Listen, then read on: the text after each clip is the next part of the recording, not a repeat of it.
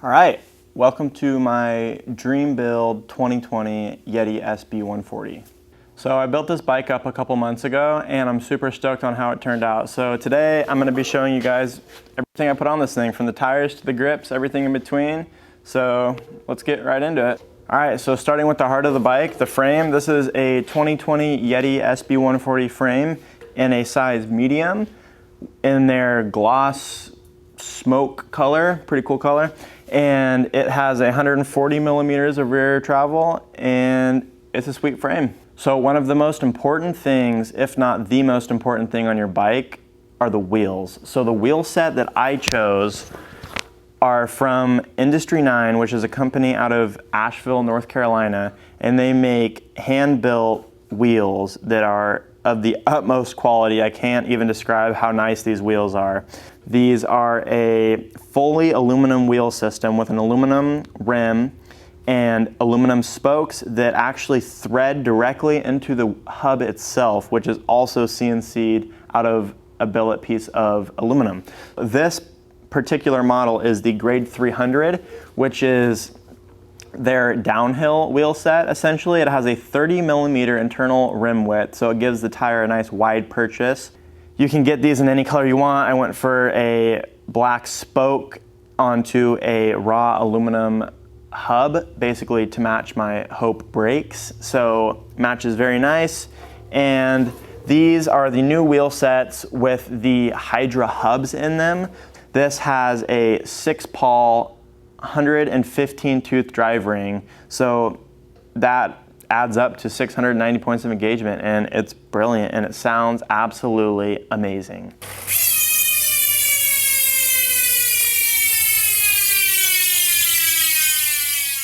So next up is going to be the tires. So the tires that I'm running on this build are from Maxxis. Really good brand. I've never really had anything bad to say about Maxxis. They're a really popular tire, so I went with them. And so on the front here, I'm running a Minion DHF in a 2.5 wide trail casing. And so it's a pretty beefy front tire, tons of grip. It's in the Max Terra rubber compound, so really great grip, but a little longer lasting, so pretty good. The rear tire that I'm running is a Maxxis Dissector in a 2.4 wide trail casing out back. Little narrower, a little easier to trout berms and do cool stuff. So it's a little lighter casing in the back, keeps the back wheel nice and light. And it's a great overall tire, pretty fast rolling, not super grippy, not super slick. It's a good intermediate tire, and it's a newer tire from Maxxis. Want to try it out, so it's doing pretty good.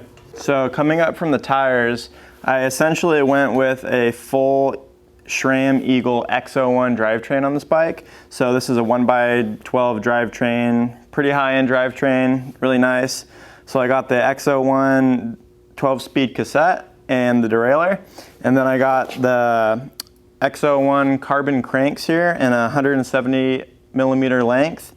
So something that I changed on the drivetrain setup is I went with a oval chainring here. So pretty cool, absolute black oval chain rings are pretty legit. I've been running them on my last few bike builds and they're really cool, improves pedal efficiency a little bit, and they blow people's minds.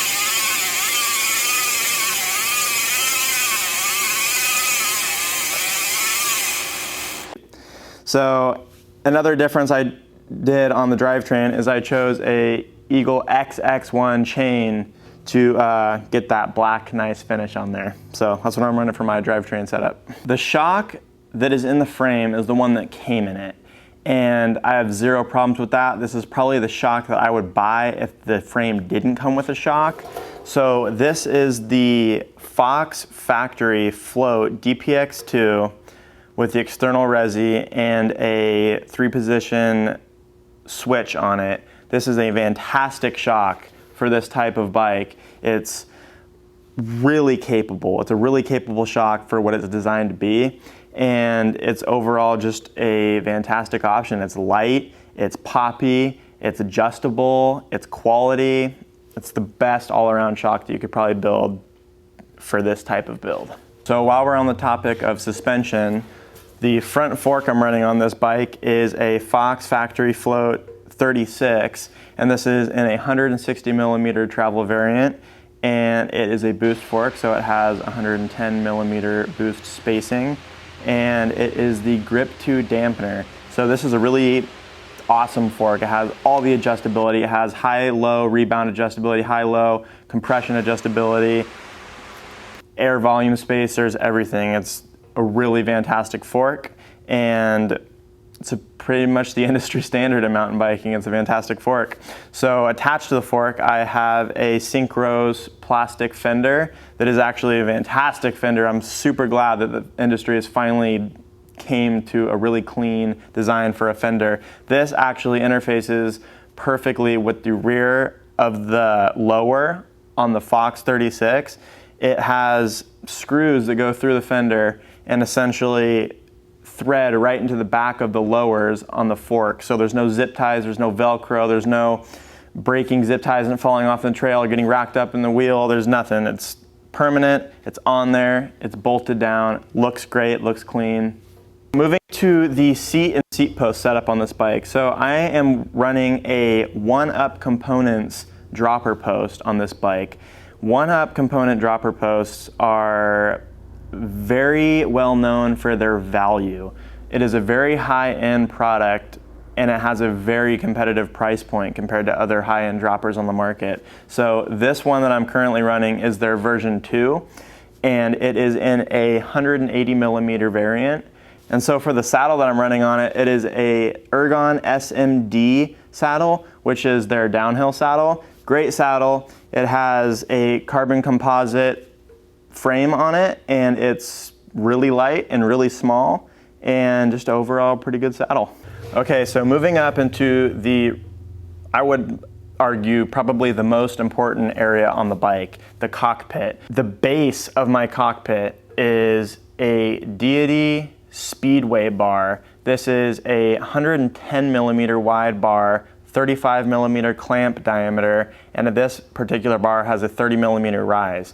And so holding the bar onto the fork, I have a Industry 9 A35 stem. So this is an aluminum stem. It has a 32 millimeter length on it. Moving out towards the end of the bar, the first thing you're gonna notice are the brakes. So the brakes that I chose for this build are Hope Tech 3 E4 brakes.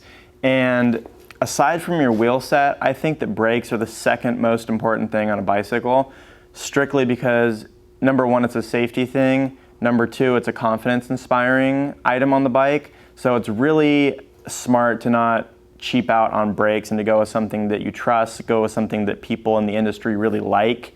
And I think that Hope brakes are basically the best brake I've ever ridden. I've ridden them all, and I think that Hope brakes are the best. So these are the Tech 3 E4s, and they're finished in a beautiful raw machined aluminum finish, and it's basically the best brake I've ever ridden. And they are a 4-piston brake, and the calipers are mounted up on the bike, and they look gorgeous. They are fastened with titanium hardware, so keeping the lightweight theme going on here. And they are incredibly powerful brakes, very modular. They have lever reach adjustability, they have bike control adjustability. They're all aluminum, they're very robust, they're durable, they're easy to bleed. Great brake overall. Hope floating brake rotors. And so these are a rotor that have two parts essentially. There is an aluminum centerpiece that actually mounts to the hub itself, and then that has float mounted outer ring that is steel, and that is the actual braking surface, and it is also drilled for cooling and weight reduction purposes, and those are also mounted with titanium hardware. And they are 180 millimeters front and rear. The shifter I'm running is just the corresponding SRAM X01 shifter to run my derailleur. And the dropper post remote that I'm using is a Wolf Tooth dropper post remote. It is not the 1UP one that you can buy separately from the post. It is a, I would argue, more high quality, sealed cartridge bearing, machined aluminum, really high-end product that won't break. It's durable, it's light, looks nice.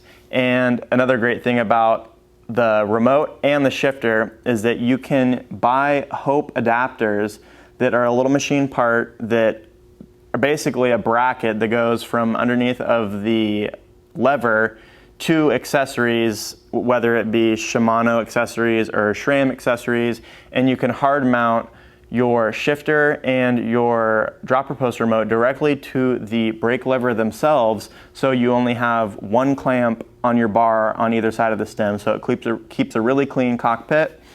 And I think that that is the best solution for keeping a good looking cockpit and something that is going to be reliable and just less failure points with all these clamps on your handlebar. So I think that that's the best thing. So all of the cables that are running from all of these things on the handlebar are cut to a length where the bar can be parallel with the frame without too much tension on any of the cables. And this is a pretty important thing to do when you're building your own bike, is cable management. And I think that I've learned a lot from my old bike builds, and this is probably the best one that I've ever done.